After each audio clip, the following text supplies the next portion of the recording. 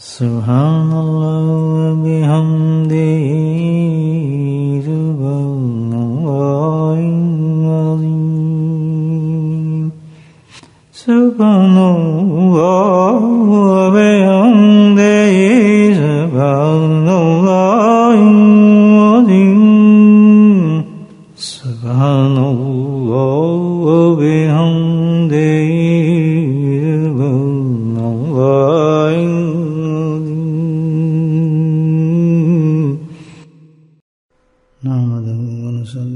رسوله الكريم أما بعد قال الله تعالى في القرآن المجيد فأعوذ بالله من الشيطان الرجيم بسم الله الرحمن الرحيم إن الله وملائكته يصلون على النبي يا أيها الذين آمنوا صلوا عليه وسلموا تسليما اللهم صل على سيدنا ومولانا محمد معدن الجود والكرم اللهم صل على سيدنا ومولانا محمد وآله الأطهار اللهم صل على سيدنا ومولانا محمد وعلى آله وصحبه وبارك وسلم أما بعد اللہ تعالیٰ کی ساری مخلوق میں ویسے تو اللہ ساری مخلوق کی خوبصورت ہے، حسین ہے. جو چیز بھی اللہ نے تخلیق کی ہے، پیدا کی ہے، ایک حسن رکھتی ہے، ایک جمال رکھتی ہے. لیکن ساری تخلیق میں بھی بہت حسین جمیل چیزیں ہیں پوری اللہ کی تخلیق میں. اگر انسان دیکھے باغ میں چلے جائیں آپ کو کیسے حسین حسین پھول نظر آتے ہیں. کسی وادی میں نکل جائیں تو آپ دیکھیں کیسے پہاڑوں کا حسن ہے، درختوں کا حسن ہے، آبشاروں کا حسن ہے، چلتے دریاؤں کا حسن ہے، عجیب غریب. جیسے جیسے آپ دنیا کی مختلف جگہوں میں جائیں گے عجیب حسن نظر آتا ہے انسان کو. صحراؤں میں چلے جائیں تو ریت کا حسن عجیب ہے. کسی ایسے میدان میں چلے جائیں تو سورج کے ڈوبتے ہوئے نظارے کو آپ دیکھیں تو ایک عجیب تصور نظر آتا ہے. کبھی آپ نے دیکھا ہو سمندر کے کنارے پہ کھڑا ہو کر دیکھیں جب سورج غروب ہوتا ہے تو کتنا حسین محسوس ہوتا ہے. یا کبھی رات کو گزر جائیں سمندر کے کنارے پر. ہمارے کراچی میں تو سمندر تھا، ہم دیکھتے رہتے تھے. 14ویں کی رات ہو اور سمندر کے کنارے پہ آپ کھڑے ہوں تو الحمدللہ ایک عجیب سی نظر آتا ہے اللہ کے حسن کا. لیکن سب سے زیادہ حسین چیز جو اللہ نے بنائی قد حسن تقویم جس کو اللہ پاک نے کہا ہے، وہ کیا چیز تھی؟ وہ حضرت انسان ہے. میں اور آپ ہیں. سب سے حسین ساری کائنات میں اللہ نے جو بنایا وہ انسان کو بنایا. چاہے انسان کسی کیسا ہی رنگ ہو، کوئی کالا ہو، پیلا ہو، گورا ہو، سب ہو، جیسا بھی رنگ ہو انسان کا، لیکن اس میں ایک حسن ضرور ہوتا ہے اللہ تعالیٰ. کسی کیسی آنکھ ہو وہ بھی حسین ہے، ناک ہو وہ بھی حسین ہے، کان ہے وہ بھی حسین ہے، گال ہیں وہ بھی حسین ہے، لب ہیں وہ بھی حسین ہے. سارا جسم انسان کے اللہ نے توازن کے ساتھ پیدا کیا ہے اور حسن میں مبنی ہے وہ سارا. کوئی آپ کے اور میرے حسن کی تعریف کرے نہ کرے، لیکن اللہ نے شیشہ بنا دیا جو دیکھ کے ہم کہتے ہیں میں بہت حسین ہوں. خود ہی اپنے آپ کہتے ہیں واقعی حسین ہے. واقعی دعا بھی ہے اس کی کہ اللہ تو نے مجھے بڑی پیاری صورت دی ہے. کہتے ہیں نا تو خود تسلیم کرتے ہیں آدمی میں تو بہت خوبصورت ہوں. بھائی میرے جیسا ہے ہی کوئی نہیں الحمدللہ، میں تو بہت ہی اچھا ہوں. یہ گواہی انسان خود دیتے ہیں اس کی. لیکن انسان کے سارے حسن کے اندر بھی ایک چیز جو ہے سب سے زیادہ حسین ہے. ہمارے منہ سے بھی، آنکھ سے بھی، ہونٹوں سے بھی، کانوں سے بھی، بالوں سے بھی کتنی خوبصورت ہوں، لیکن ان سب سے زیادہ ایک چیز حسین ہے جو بہت ہی حسین ہے. سارا حسن وہی ہے انسان کا، اور وہ ہے انسان کا قلب، دل. یہ بڑی حسین چیز ہے. اس کا حسن جو ہے اس کا تو انسان تصور ہی نہیں کر سکتا. تصور نہیں کر سکتا کہ اللہ نے انسان کے دل کے اندر اتنی حسین و جمیل چیز رکھ دی ہے کہ جس کا تصور بھی نہیں ہے. بس آپ اندازہ یہ لگا لیں کہ اللہ کریم خود فرماتے ہیں کہ اگر کہیں میں سما سکتا ہوں تو کسی مومن کے دل کے اندر سما سکتا ہوں. اب آپ اندازہ لگا لیں کہ کیا حسین ہوگا وہ دل مومن کا، کتنا حسن ہوگا اس میں، کیا اللہ نے اس میں کیا کیا چیزیں رکھی ہوں گی اپنے، کتنی وسعت ہوگی اس کی، کیا بصیرت ہوگی اس قلب کی. الحمدللہ اتنا حسین ہے یہ دل ہمارے پاس. میرے بھائیو بہت بڑی چیز، بہت قیمتی چیز ہے الحمدللہ. لیکن ایک بات تو آپ سمجھیں، چاہے کوئی کتنا خوبصورت ہو، کتنی حسین چیز یا کتنی قیمتی چیز ہو، اگر آدمی اس کی احتیاط نہیں کرتا تو خراب تو ہو جاتی ہے نا. یہ بہت ہی قیمتی، آپ کو کوئی آدمی ہیرا دے، بڑا قیمتی ہیرا ہے، موتی ہے، اگر آپ اس پہ گند ڈال دیں، کیچڑ ڈال دیں، جگہ پھینک دیں تو موتی تو خراب، اس کو تو ختم ہو گیا، تو اس کے اندر دب گیا کیچڑ میں، ہے تو بہت قیمتی موتی. کوئی آپ کسی نے آپ کو بہت خوبصورت گاڑی دی ہے، بڑی قیمتی گاڑی ہے، لیکن اس میں مٹی چڑھ گئی، ٹائر میں مٹی چڑھ گئی تو گاڑی خراب ہوگی نا، اس کا حسن ختم ہو گیا. ہاں حفاظت کریں آپ کسی چیز کے تو الحمدللہ حسن اس کا برقرار رہتا ہے. صبح شام گاڑی کی پالش کریں، آپ دھوئیں، دیکھیں، باہر کریں، ہمیشہ ایسے لگے گی جیسے آپ نے ابھی گیراج سے نکال کر لائے. ہوتا ہے نا، کیونکہ آپ نے حفاظت کی اس چیز کی. یہی ہے عقل مند لوگ کہتے ہیں کہ بھائی کچھ قیمتی چیز ہے تو تم اس کی حفاظت کرو تاکہ وہ اس کی قیمت برقرار رہے. کوئی اللہ نے موتی دیا ہے، ہیرا دیا ہے، اس کی حفاظت کرو. تو قلب جو ہمارے ایک حسین جمیل چیز ہے، لیکن بات یہ ہے کہ جب ہم اس کی حفاظت نہیں کریں گے تو اس کا حال بھی کیا ہوگا؟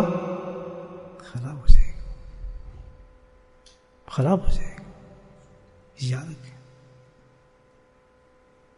اور جس مومن کا دل خراب ہو گیا، او ہو ختم، اس کا تو حسن بشر ظاہر میں کتنا حسین نظر آئے گا، حسن نہیں ہوگا. بڑے ایسے لوگ دیکھیں جو بڑے خوبصورت حسین ہوتے ہیں، لوگ جیسے یہ بات کرتے ہیں تو آدمی کہتا ہے لا حول ولا قوت، کیسا فضول آدمی ہے بھائی، یہ تو کیسا فضول انسان ہے. کیونکہ دل اندر سے بول پڑتا ہے نا، اس کا بولتے پتہ چلتا ہے تو بھائی بڑا بیکار آدمی ہے، اس کے پاس تو بھاگو بھائی بھاگو اس آدمی سے پاس. تو ظاہر بناوٹ سے آدمی کو حسن نہیں ہوتا ہے، حسن کس سے ہوتا ہے؟ دل سے ہوتا ہے. کوئی آدمی آپ کو دیکھیں کہ ابھی ایسے نظر آئے گا ٹنڈو پنجو، لیکن اس کی گفتگو ہوگی تو آدمی اس کا گرویدہ ہو جاتا ہے،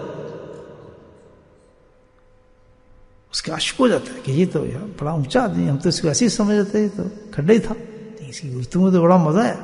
وہ کیا حسین تھا اس کا، اونچا بولا دل حسین. سمجھ رہے میری بات؟ ماشاء اللہ. ایسے شاگرد ہونے چاہیے جو استاد سمجھائے تو سمجھتے جائیں سر. تو یہ بات تو ہمارے سمجھ میں آ گئی. اور دل کا آپ کو ہوتا ہے، ہم حفاظت نہیں کریں گے دل کی تو خراب ہو جائے گا. جی ہم تو بڑی حفاظت کرتے ہیں، اس کے اوپر جیکٹ بھی پہنتے ہیں، ہم تو جناب اس پر اوپر قمیض بھی پہنتے ہیں اور سوتے اس کو بنیان کے نیچے دبا کے رکھتے ہیں، تو اللہ نے خود ہی رکھا ہے اس کو. حدیث میں آتا ہے کہ جب کوئی انسان گناہ کرتا ہے، گناہ، اب گناہ کی ڈیفینیشن یہ نہیں کہ وہ زنا کرو گے تو اس کو گناہ کہیں گے، یا قتل کرو گے تو اس کو گناہ کہیں گے، نہیں. ذرے کے برابر بھی کوئی اللہ نافرمانی کرے گا تو وہ کیا ہوگا؟ مجھے بولیں، اور گناہ ہے. بقول تھانوی رحمۃ اللہ علیہ فرماتے ہیں کہ آگ یہی نہیں کہ کوئی بہت بڑا گولا ہو آگ کا یا کوئی بڑا شعلہ ڈالو، نہیں، ایک چنگاری پورے گھر کو بھسم کر دیتی ہے. ایک چنگاری، ایک ماچس کیا ہوتی ہے مجھے بتائیں؟ ماچس کی تیلی. میں نے خود کئی واقعات دیکھے ہیں ایسے کہ ماں باپ گئے، کسی بچے نے ماچس جلائی ہے، وہ کوئی آگ پاس چیز تھی، وہ بڑک اٹھی، پورا گھر بھسم ہو گیا، بچے بھی جلے گئے، گھر بھی جلے گئے. ایک دیا سلائی سے، ایک دیا سلائی کا یہ حال ہے کہ پورے گھر کو جلا دیتی ہے. پورا کوئی انہوں نے کوئی بڑی بلاسٹ نہیں کیا تھا کسی قسم کا، نہیں، ایک دیا سلائی. تو گناہ تو اتنا بڑا گناہ ہے، اس کے ساتھ تو جہنم کی آگ چپکی ہوئی ہے. استغفر اللہ. ہر گناہ کے ساتھ جہنم کی آگ چپکی ہوئی ہے. اس لیے فرمایا حدیث میں کہ کسی گناہ کو چھوٹا مت سمجھو، اور ہر نیکی کے ساتھ جنت کی بہاریں موجود ہیں. اس لیے فرمایا کسی نیکی کو بھی چھوٹا مت سمجھو. اتنا بھی موقع ملتا ہے ہمیں کہ الحمدللہ ہم کسی کو پانی پلا دیں، فوراً پلا دیں. اتنے موقع ملتا ہے کہ کسی کو آپ سڑک پار کرا دیں انگلی سے، فوراً کرا دیں. بلکہ تلاش میں ہے آدمی کہ یار جی میں کوئی مجھے ایسا کام چھوٹی سی نیکی مل جائے دن میں. باقاعدہ بڑے بڑے بزرگوں کا یہ معمول رہا ہے لکھنے کو. استانی رحمۃ اللہ اپنی جیب پاکٹ کے اندر ایک کتاب رکھتے تھے چلتے ہوئے. وہ تو حکیم الامت تھے، وہ چلتے پھرتے لکھتے آتے تھے ساتھ ساتھ. سبحان اللہ. ایک دفعہ پوچھ لیا مفتی اعظم محمد شفیع رحمۃ اللہ علیہ سے یہ واقعہ. خیر میں اس کو ختم کرتا ہوں، پھر کبھی سناؤں گا، اس سے منسوب نہیں ہو رہا واقعہ. تو عادت یہ ہمیں شوق ہی نہیں ہے، ہمارا ذوق ہی نہیں ہے کہ ہمیں نہ جنت کی شوق ہے نہ ہمیں جہنم کا کوئی فکر ہے. تو حقیقت یہ ہونا چاہیے کہ ہم تلاش میں ہے کہ آج ہم نے کتنی نیکی کما لی ہیں. نماز بھی پڑھی ہے ہم نے، جناب اعلیٰ قرآن کی تلاوت بھی کی ہے ہم نے، تعلیم بھی کی ہے، گئے بھی ہیں، تبلیغ میں بھی گئے ہیں، ہم نے فلاں کی ہے. لیکن یہ بھی بہت بڑی نیکی ہے چھوٹی کہ چلتی پھرتی انسان کو آدمی مل گیا. کسی آدمی دیکھیں کچھ پریشان ہے، فلاں پوچھیں میں آپ کی مدد کر سکتا ہوں، ایک نیکی مل گئی آپ کو. سبحان اللہ. کسی نے پوچھا آج نہیں. آپ نکل رہے ہیں مسجد سے، ایک آدمی سائڈ پہ کھڑا ہے، رک کے پوچھ بھائی آپ کو میں چھوڑا ہوں. سبحان اللہ. نہیں آپ جائیں میں چلا جاؤں. آپ کا کام بن گیا. کیونکہ یہ نیکی جو ہے کہاں لگی آپ کو؟ اونچا بولے.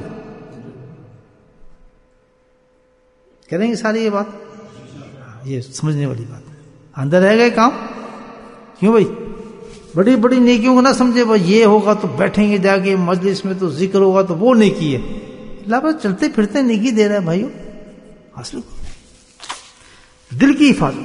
تھوڑا ایک مومن گناہ کرتا ہے تو وہ گناہ جو جاتے قلب پہ سیدھا کہیں نہیں جمتا. گناہ کا اثر کہاں ریفلیکٹ کرتا ہے انسان کے؟ یہ حدیث بتا رہی ہے. کس پہ کرتا ہے؟ لگ گیا ٹھک سے جا کے دبا بنتا ہے، اس کو پتہ ہی نہیں. اگر ہم لکھیں تو دن کے اندر ہم جا کے ذرا جمع کریں کہ ہم نے کتنے چھوٹے چھوٹے گناہ کیے ہیں، تو اس وقت ہمارے دل کی کیا حالت ہو چکی ہوگی. انا للہ و انا الیہ. لیکن جب ہم بستر پہ جاتے ہیں تو اپنے آپ کو کتب سے کم نہیں سمجھتے، رابعہ بصری سے کم نہیں سمجھتے، بلکہ بڑے ناراض ہوتے ہیں کہ ہمیں خواب کیوں نہیں آ رہا، ہمارا فلاں کیوں نہیں ہو رہا، ہمیں یہ کر رہے ہیں وہ کیوں ہو رہا. کبھی تھوڑی سی دل کی کتاب کھول کے دیکھیں کہ دل کی سیاہی کتنی ہے اس میں. سچ کہہ رہا ہوں بھائیو، کوئی کبھی نوٹ ہی نہیں کیا ہم نے. وہ چھوٹا ایک گناہ کیا دل پہ لگا، دوسرا گیا دل پہ لگا، تیسرا دل پہ گیا. حدیث میں آتا ہے کہ پھر دل کی کیفیت یہ ہو جاتی ہے کہ ایک کیا بن جاتا ہے؟ کوئلہ بن جاتا ہے. اللہ پاک نے قرآن میں یہ بات کہی ہے. پچھلی قوموں کے ساتھ تسلسل سے بات کرتے ہو تو ہر قوم پہ فٹ ہوتا ہے قرآن. تو یہ تھوڑے بھائی کو پچھلی قوموں کے لیے قرآن اترا تھا یا کسی خاص قوم کے لیے اترا نہیں. تو اتنی مثالیں دیکھ کے اللہ تعالیٰ فٹ کر دیتے ہیں ہمارے ہر قوم پر. فقست قلوبہم اللہ تعالیٰ قرآن میں کہتے ہیں. یہ آیت کس سے بتا رہا ہوں؟ فقست کہ دل جو ہیں وہ کیا ہو گئے؟ پتھر ہو گئے، سخت دل ہیں. جب گناہ ہوتے ہوتے ہوتے دل کی کیفیت کیا بنتی ہے؟ فقست قلوبہم. سخت ترین دل ہو جاتا ہے انسان کو. نشانی سخت دل کی نشانی بھائیو کیا ہے؟ اب ہم سب نے دیکھنا ہے. اپنی نمازوں کو، سجدوں کو، عبادتوں کو نہ دیکھیں. کس کو دیکھنا ہے؟ مجھے بولیں کیفیت فوراً دیکھیں. یہ تزکیہ ہو رہا ہے، اسکین ہوتا ہے یہاں پر. اسکین کریں اپنا. دھوکے میں نہ رہے. دھوکہ دنیا بہت بڑی دھوکہ ہے. سب اسکین کریں ذرا. بیٹھیں جتنے بھی صوفی حضرات ہیں بڑے بڑے،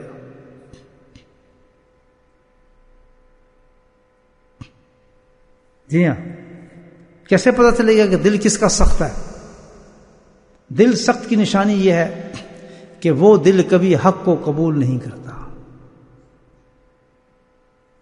قرآن کے احکامات کو قبول نہیں کرتا جیسے کہ وہ ہیں، اللہ کے فرمان کو قبول نہیں کرتا جیسے کہ وہ ہیں، نبی کریم صلی اللہ علیہ وسلم کی ارشادات کو قبول نہیں کرتا جیسے کہ وہ ڈنڈی مارتا ہے. یہ نشانی ہے قلوب کی. وہ اچھی چیزوں کی طرف رغبتیں نہیں ہوتی اس کی. اچھے کاموں کی طرف سے دل کی رغبت ہی نہیں ہوتی، اس کو عبادات میں کوئی لذت ہی محسوس نہیں ہوتی، کوئی اچھی باتیں سننے کا دل عادی ہی نہیں ہوتا، اس کو مزہ ہی نہیں آتا اچھی کمپنیوں میں، اچھے لوگوں میں، اچھی صحبتوں میں، اچھی جگہوں پر، اس کو وحشت ہوتی ہے. میں بتا رہا ہوں وحشت ہوتی ہے، ہو یہ کیا ہو رہا ہے بھائی، چلیں اٹھیں جلدی چلیں یہاں سے، چلیں گے میچ دیکھتے ہیں، فلاں کرتے ہیں، کوئی تفریح کرتے ہیں، یہ کیا ہو رہا ہے بھائی، کیا کام شروع کر دیا آپ لوگوں نے، کیا ہو رہا ہے، ہمیں سمجھ نہیں آتا. ان کو وحشت ہوتی ہے. مسجدوں کو دیکھ کے پریشان ہوتے ہیں، ہر جگہ مسجد بنا لی ہے، کیا ہے سمجھ نہیں آتے لوگوں کیا ہوگی. دین سے ان کو رغبت ہی نہیں ہوتی. اس کے مقابلے میں کیا ہوتا ہے، فسق فجور کے بڑے مزے ہوتے ہیں ان کے. جو غلط شیطانی آلات کو بہت پسند کرتا ہے، شیطانی چیزیں اس کو بہت بڑا دل لگتا ہے، ان کی رغبتیں، ان کی سوچ، ان کا چلنا کس طرف ہوتا ہے، شیطان کی طرف ہوتا ہے. حرام حلال کی کوئی تمیز نہیں ہوتی. میں نے بتایا نہیں قرآن پہ چلنے کا دستور ہی نہیں ہے. جو بات آسان لگی لے لی، جو تو چھوڑ دیا. جو نماز آرام سے پڑھ سکے آگے، جو نہیں پڑھنا چھوڑ دیا. اللہ کے احکامات کو تبدیل کرنے میں بڑا تیز ہوتا ہے وہ دل، جس کو چاہے قبول کرے، جس کو چاہے رد کر دے. اس کے بعد بڑے ڈھونگ اور مسالے ہوتے ہیں. نہیں جی اس دنیا میں آیا مجبور ہے، کیا کریں، اس ملک میں آیا مجبور، یعنی پارٹس اس کے جو ہے دین کے بدلتے رہتے ہیں ہر ایٹماسفیئر پر. مکے میں دوسرا ہوگا، مدینے میں دوسرا ہوگا، مینچسٹر میں دوسرا ہوگا، سورت میں دوسرا ہوگا، بڑوچ میں دوسرا ہوگا، کراچی میں دوسرا ہوگا، بنگلہ دیش، ہر جگہ اس کے جو سٹائل بدل جاتے ہیں، اس کی تہذیب بدل جاتی ہے، اس کا اٹھان بدل جاتا ہے. یہ کس چیز کی نشانی ہے؟ فقست قلوبہم، اللہ تعالیٰ کہتا ہے. اس کو کوئی ڈاؤٹ نہیں ہوتا کہ میں گناہ کر رہا ہوں، اس کو کوئی پتہ نہیں ہوتا کہ میں نے کوئی جرم کیا ہے، اس کو کوئی پتہ نہیں ہوتا میں نے کیا حرکت کی ہے. نو اٹ ڈز ناٹ. بالکل اس کا دل سیاہ ہو جاتا ہے، کسی اچھی چیز کو ریسیو کرتا ہی نہیں، پسند کرتا ہی نہیں. فقست قلوبہم فرماتے ہیں کثیر منہم فاسقون. آگے فرمایا کہ وہ تو لبادے اڑے ہوئے اونچے بڑے بڑے قسم کے لبادے انہوں نے اڑے ہوتے ہیں، لیکن دل اندر سے اتنا گندا ہوتا ہے. کثیر من فاسق، وہ تو بالکل فاسق ہوئے تھے اندر سے بالکل. اللہ تعالیٰ کہتے ہیں بس میرے پاس آنے کی دیر ہے، کچھ نہیں اوپر ان کی، ہر چیز بیکار ہے ان کی. کیونکہ دل گندا ہے تو ساری اوپر کی جو رکاوٹیں ہیں، عبادت ہیں، وہ بھی برباد ہوتی ہیں انسان کی. وہ سب دکھاؤ بن جاتا ہے اس کا. وہ لیپ ہے اوپر سے چڑھائی ہوئی، جس سے لوگ متاثر ہوتے ہیں، لیکن اللہ تعالیٰ تو متاثر کسی سے نہیں ہوتا. وہ کیا کہتا ہے کثیر من فاسقون. یہ اس میں سے سارے جتنے بھی ہیں تو فاسق ہیں. میں جانتا ہوں تکفی صدور میں تو دلوں کو جانتا ہوں نا انسانوں کے، میں جسموں کو نہیں دیکھتا ہوں. کس کو دیکھتا ہوں؟ اونچا بولیں دل.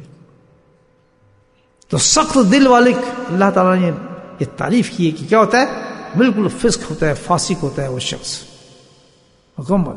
لیکن لوگ اس کو دیکھ کے ظاہر کو کہتے کوئی کچھ نہیں جی یہ خبردار کچھ کہا ہے تو جناب یہ تو فلاں، اور یہ تو اونچا اور یہ نیچا. وہ انہوں نے تو اس کو پٹی چڑھائی ہوتی ہے، بس وہی مست تو چل رہا ہوتا ہے. اللہ کہتا ہے کثیر میں ایسی قسم کے لوگ جن کے دل پتھر ہو جاتے ہیں، بہت ہی برباد شدہ لوگ ہوتے ہیں. یہ اتنا بڑا میسج ہے اللہ کی طرف سے کہ اگر کوئی انسان آخرت کا خوف رکھتا ہو، اللہ کی قسم قبر کا خوف رکھتا ہو، تو وہ لرس گیا ہو اندر سے جب قرآن کا یہ پیغام سنے کہ یار میں اتنا گندا آدمی ہوں. لوگ تو مجھے نمازی سمجھتے ہیں، مجھے عالم سمجھتے ہیں، مجھے حافظ سمجھتے ہیں، مجھے قاری سمجھتے ہیں، مجھے حضرت صاحب کہتے ہیں، مجھے فلاں صاحب کہتے ہیں، مجھے بڑی نیک عورت کہتے ہیں، مجھے کہتے ہیں جی بس سے دعا کراؤ اس عورت سے، اس سے یہ کراؤ جی، فلاں کراؤ، یہ کراؤ. حال تو میرا یہ ہے کہ اللہ نے مجھے کہہ دیا تو فاسق ہے. اللہ اکبر. کیوں؟ اس نے اپنے دل کی طرف ٹٹولا ہے کہ میرے میں کتنی منافقت ہے، میں کیا کہتا ہوں، میں تو ذلیل ہوں، جھوٹ بھی بولتا ہوں، غیبت بھی کرتا ہوں، فراڈ بھی کرتا ہوں، حرام بھی کھاتا ہوں، میں تو سب کچھ کر رہا ہوں. اور میرے ظاہر پہ لوگ جو میری تعریفیں کرتے ہیں، تو آج تو اللہ نے راستہ کھول دیا میرا، بتا دیا مجھے کہ تو فاسق ہے. تو ہے یا نہیں؟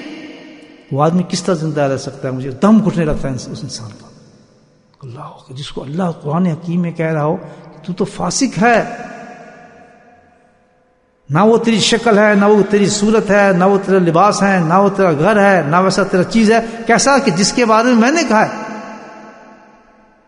جس کے بارے میں نے قرآن میں اعلان کیا ہے، لقد کان لکم فی رسول اللہ اسوۃ حسنہ، جس کا میں نے اعلان کیا ہے کہ جو اس کی نقل کرے گا وہی میرا ہے،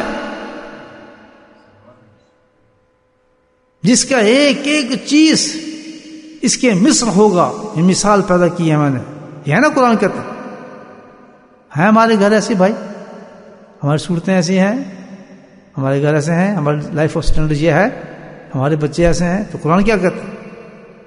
کھلا ہمارے دل کیا ہے؟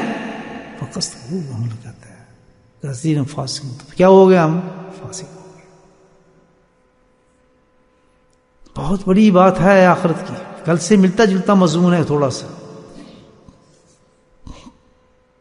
تو جو حقیقی خوف رکھتا ہوگا، اس کے دل میں ابھی کچھ جگہ ہوگی، وہ تو ہو گیا، اس کی تو رات بھی گئی، دن بھی گئی، یار یہ تو میرے اتنے عیب ہیں میرے دل کے اندر، تو یہ تو دل میرا سیاہ ہوا ہے، میں تو دل کو بڑا بہترین سمجھتا تھا، روشن سمجھتا تھا، میرے دل سیاہ ہو گیا۔ ایک دم اللہ کی آیت آتی ہے، آگے چلتی ہے، علم، سبحان اللہ، اتنی تسلی ہے، اتنا سکون ہے اس لفظ علم جو اللہ نے یہاں فرمایا ہے، اس میں کہتے ہیں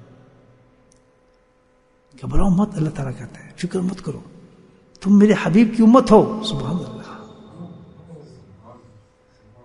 تم میری حبیب کی امت ہو، میں تمہیں کسی ہاتھ میں پسند نہیں کروں گا تم جہنم میں چلے جاؤ اور فاسق ہو جاؤ، کبھی نہیں ہو سکتا۔ علم اللہ کہتا ہے ان اللہ یوجل ارض بعد موتہا، حافظ کو بتا دے جب وہ آیت پڑھ رہا ہوتا ہے جی یہ ایسے کیا پہلی بات اللہ علیہ نہیں نہیں نہیں فکر نہ کر، تو کی فکر کرتا ہے؟ ٹھیک ہے، آج اللہ تیرے سے اتنا خوش ہو گیا کہ تو نے اپنا تجزیہ کر کے اپنے آپ کو فاسق سمجھ لیا، سبحان اللہ۔ جب مریض اپنے آپ کو مریض سمجھ لیتا ہے تو سبحان اللہ اس کا راستہ کھل جاتا ہے، کیونکہ علاج مل جاتا ہے۔ کہتے ہیں نا اکثر ڈاکٹر پا جاتے ہیں، او آپ نے بڑا اچھا کیا جی، جلدی آ گئے، اگر آج آپ نہ آتے تو آپ کو بہت زبردست آپ کا کینسر پھیل گیا تھا، بڑا ڈاکٹر کتنے خوش ہوتے ہیں، بڑا اچھا کیا آپ نے آ گئے۔ اسی طرح اللہ آج خوش ہو رہا ہے، سبحان اللہ، کہ تم نے اپنے آپ کو پہچان دیا، تسلی کو، رات سو آرام سے، علم اللہ تعالیٰ کہتا ہے ان اللہ یحیی الارض بعد موتہا۔ کیا میں تجھے ایک مثال دیتا ہوں، ذرا دیکھ کہ ہر زمین جو ہے پھل اگا رہی ہے، ہر زمین کا گندم دیتی ہے، ہر زمین کا کپاس پیدا کرتی ہے، ہر زمین کا پھل پیدا کر رہی ہے؟ نہیں، میری زمین تو دیکھ، بہت زمینیں جو ہیں مردہ پڑی ہوئی ہیں، مردہ ہوتی ہیں۔ مردہ زمین کی کیا نشانی ہے؟ جیسے فقط دل کا بتایا، دل سخت ہوتے ہیں ان کی نشانی بتائی، بالکل زمین کی مثال دی اللہ پاک نے، اس کو مردہ کہا ہے۔ کیسے کہ جو زمین بنجر پڑی تھی اس میں نہ کوئی پھل نکلتا ہے، نہ کوئی اناج نکلتا ہے، نہ اس میں چاول پیدا ہوتے ہیں، کچھ نہیں، بلکہ کیا جنگلی پودے ہوتے ہیں، سانپ بچھو پھر ہوتے ہیں، خرافات ہوتی ہے اس زمین کے اندر، کوئی سوچ نہیں سکتا اس میں کچھ ہے۔ یہ دل سے مثال دی ہے آپ نے، اللہ پاک نے اس مثال دی ہے کہ تو گھبراتا ہے کیوں؟ تیرا دل واقعی ایسا ہے کہ کوئی ہے ہی نہیں دین کی بوٹی تیرے اندر لگی ہوئی، کچھ نہیں ہے، سارا فس کی فس ہے۔ اللہ کہتا ہے لیکن تو یاد رکھ، علم ان اللہ یحیی الارض بعد موتہا، جس ارض زمین کو تو نے دیکھا، تیرا رب اس کو زندہ کرتا ہی نہیں کرتا؟ انہیں سبحان اللہ، ہاں تیرے میں طاقت ہے ہی طاقت۔ کچھ دنوں کے بعد دیکھتا ہے کہ وہی زمین جو ہے ایک دم نرم ہو جاتی ہے، سبزہ اگنا شروع کر دیتی ہے، جانور وہاں سے کھا رہے ہیں، پرندے آ رہے ہیں کھا رہے ہیں، کسی انسان کے ہاتھ لگ گئے تو اس زمین کو لے کے اس نے کاشت کیا، وہاں پھل پھول نکل رہے ہیں اور جناب گندم پیدا ہو رہی ہے۔ کہتے ہیں علم جانتا ہے، پھر کرتا ہے نا تیرا رب؟ ہم کہیں گے ہاں جی کرتا تو ہے۔ کہتا اچھا کس طرح ہوا یہ زمین زندہ کیسے ہوئی؟ سبحان اللہ، کیا سبب میں نے کس طرح کیا، میں نے کیا اسباب یوز کیے اس پر؟ میں نے کن تو نہیں گا، میں نے اسباب یوز کیے ہیں، کہ اسباب کی دنیا ہے۔ کیا چیز تھی؟ کہتا اللہ تعالیٰ یہ مردہ زمین تھی تو اپنے فضل فرمایا، ایک دم تم نے بادل کی اور کالی گھٹائیں آنا شروع ہو گئی۔ بولے سبحان اللہ۔ پھر کیا ہوا کالی گھٹا کے ساتھ؟ اللہ وہ کالی گھٹائیں وہاں پہنچی، اس کے ساتھ کیا تھی؟ ٹھنڈی ہوائیں تھی اس میں چلتی ہوئی۔ اچھا پھر کیا ہوا؟ پھر جو ٹھنڈی ہواؤں کے ساتھ ان گھٹاؤں کے اندر سے رم جھم بارش کے قطرے گرنا شروع ہو گئے۔ اچھا وہ قطرے کہاں گرے؟ یہ وہ قطرے زمین کے سینے پہ گرنا شروع ہو گئے۔ اللہ تو پھر کیا ہوا کہ جیسے زمین پہ گرنا شروع ہوئے، اس بارش کی اتنی رحمت تھی، تیری فضل تھا کہ اس ایک دم نرم ہونا شروع ہوگی زمین. سبحان اللہ. اور جو صدیوں سے مردہ زمین تھی وہ پاک، اس میں باغ بن گئے، پودے بن گئے، کاشت بن گئی، اور وہ زمین زندہ ہو گئی. میرے مولا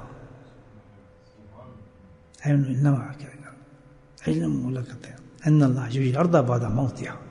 آگے فرماتے ہیں اللہ تعالیٰ ہاں قد بین لکم آیاتہ لعلکم تعقلون. آیت ختم ہو جاتی ہے. کہتے یہ کم نشانی ہے تیرے لیے؟ کیا خوبصورت مثالیں پیش کر رہا ہوں تمہارے لیے میں اللہ تعالیٰ.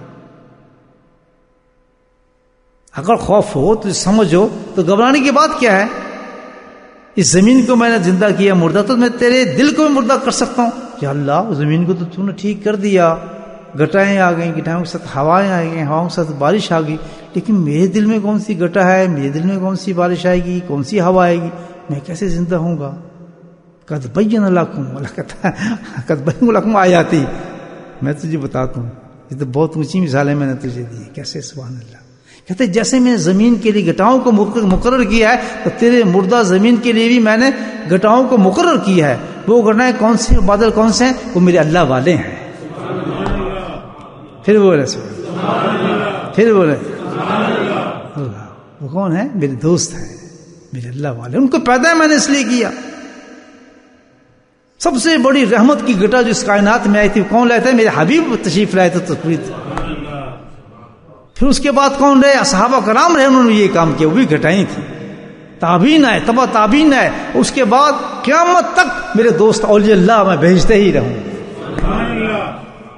یہ گھٹائیں ہیں. جس زمین کے جس دلوں کو میں زندہ کرنا چاہتا ہوں اس زمین پہ میں اپنا کسی اللہ والے کو بھیج دیتا ہوں. ہندوستان جو بتوں کی جگہ تھی جہاں سجدے ہوتے تھے، میں نے اپنے درویش کو اٹھایا، میں نے اپنے دوست کو اٹھایا، خواجہ معین الدین چشتی رحمۃ اللہ علیہ تشریف لائے، مسلمان کر دیا، لاکھوں کے حساب سے مسلمان کر دیا. ہوئے نہیں ہوئے، اسلام آیا نہیں ہے. داتا بخش تشریف لایا، آیا نہیں آیا. پھر جھونکا آیا کفر کا، یہ تو چلتا رہیں گا، پلٹا چلتا رہے گا. کہتے پھر جھونکے آئیں گے اللہ کو، ابھی تو بند ہو گئے، پھر جھونکے آئیں گے. پھر کفر پھیلا اسی زمین پر، پھر بدعات پھیلی، وہ دوسرے رنگ سے پھیلی، لا دینی پھیلی، دین اکبری آ گیا. پھر میں نے اپنی گھٹا کو بھیجا مجد علی ثانی رحمت اللہ کے. اللہ کیا حال تھا جب مجد آیا، میرے مجدد آیا، میری گھٹا آئی، کیا حال تھا؟ اللہ اکبر. دین اکبری تھا. اکبر کہتا مجھے پوجو، سجدہ کرو. اور تمام علماء بکے ہوئے تھے، بڑے بڑے علماء، ایسے علماء کہ جس نے ایسا قرآن لکھا ہے کہ جس میں نقطہ نہیں ہے اس کی تفسیر میں. آج تک دنیا حیران ہوتی. فیضی بڑے بڑے علماء اس کے بیٹھے ہوتے تھے اور سب کہتے واجب بادشاہ آپ بالکل کہتے ہیں، آپ پہ سجدہ جائز ہے، سورج کو پوجنا جائز ہے، غیر قوموں میں شادی کرنا، خطبے دے رہے ہیں وہ بیٹھ کر. کیوں؟ فقست قلوبہم، دل ان کے سخت ہو چکے تھے، دنیا کے رنگ جا چکے تھا. اللہ نے کیا کیا؟ آپ اللہ نے تو کہا میں انتظام کرتا ہوں. علم ان الحی الموت، بالکل گھبرانا نہ، گھٹا آئے گی تمہاری طرف. بولے سبحان اللہ. گھٹا آتی ہے اس کفر کے اندر، اس حالت کے اندر، اتنی لادینی میں اللہ نے مجدد کو اٹھایا. حضرت مجدد ثانی رحمۃ اللہ سہن شریف انڈیا کے اندر آج بھی وہ موجود ہے. الحمد دیکھے جائے نقشبندی سلسلہ وہی تو ہے، اور کون سا؟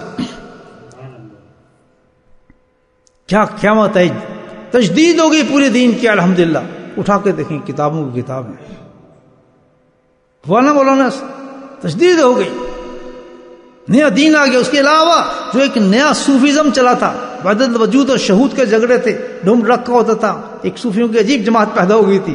اللہ کو عجیب طریقے سے پوجنا شروع کر دیا تھا، ذکر اذکار کو برباد کر دیا تھا، طوفان آ گیا تھا، بدعت تک ظلمات تھی. انہوں نے آ کے سب کو تحقیق کیا، کہتے سب غلط ہے، یہ ذکر نہیں ہے. آؤ میں تمہیں وہ ذکر کا طریقہ بتاتا ہوں جو کہ نبی نے کر کے دکھایا صحابہ نے. وہی نقشبندی طریقہ ہے ذکر کا. بدعت نے ختم کی، ظلمات ختم کیا، اور قید برداشت کی، کوڑے کھائے، ظلم کھائے، لیکن کیا ہوا؟ وہ گھٹا پہنچ گئی. سبحان اللہ. تو لگتا ہے گھبراتا ہے کیوں؟ میرے اللہ والوں کی صورت میں کیا آتی ہیں؟ گھٹائیں آتی ہیں. دیکھیں آج بھی آپ کے سامنے رنگ موجود ہے. آپ بتائیں اس دنیا کے اندر ویسٹرن دنیا میں جب میں آیا الحمدللہ، کیسا ہوا اور کیسی گھٹا حضرت مرتضوی رحمۃ اللہ علیہ کی آئی. یہاں پر آپ دیکھیں کہ آج 800 آدمی اس وقت بیٹھ کے اللہ کا ذکر سن رہا ہوگا.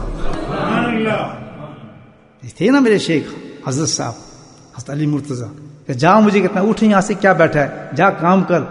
جی وہاں میں کہاں جاؤں گا، مجھے کوئی پہچانتا ہی نہیں. کہتے جا اللہ کا نام زندہ کرو، تمہارا سنتیں اور سنت زندہ کر اور اللہ کا نام سکھا لوگوں کو جا کے.